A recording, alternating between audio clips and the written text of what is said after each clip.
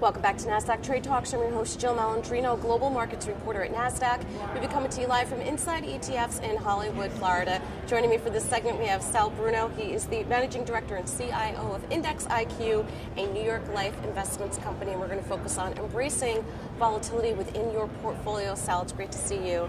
As always, before we get into the volatility conversation, what are some of the trends and expectations that you've seen coming out of the Inside ETF conference? So one of the big trends that we've been talking about is the long anticipated release by the SEC of the new ETF rule. That's likely to level the playing field, give everybody kind of the same exemptive relief and allow them to do very similar things in their ETFs, also allow new participants to come in. A lot easier, a lot less paperwork and all. So we think that's a likely net benefit for the industry as a whole. From a capital market standpoint, we expect to see volatility continue. 2017 had been an abnormally low year for volatility. It really spiked back in February of 2018. Of course, we also saw what happened in the fourth quarter. We think that volatility is here to stay.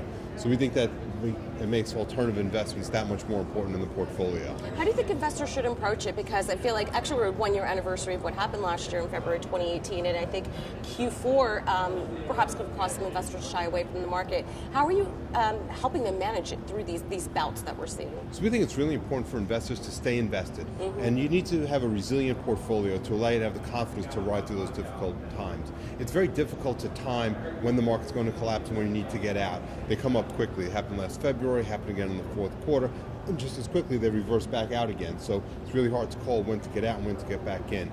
We think having strategies in your portfolio that are diversified, whether it be a diversified multi-strategy hedge fund type instrument or a merger arbitrage instrument, those actually have lower correlations to the equity market. They can help you sleep better. So during those down periods of time, you don't panic and make poor decisions. You don't make those emotional decisions. You can actually stay invested and help ride out for the longer term. And specifically with Index IQ, those strategies you had mentioned, but how else are you helping investors build these resilient type of portfolios? What are some of those vehicles? So we do have a multi-strategy hedge fund type ETF called QAI, covers 6 different hedge fund strategies.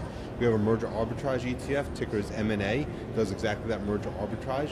One of the other areas of volatility we're seeing is currency volatility. So we think taking some of that currency risk off and not trying to time when to be hedged, when not to be hedged, we're just taking a 50% solution. I'm not fully hedged, I'm not fully unhedged. We have a broad international ETF, HFXI, covers the international, that does just that, a 50% hedge on the currency reinvested each month. So are these actively managed? These are all passive.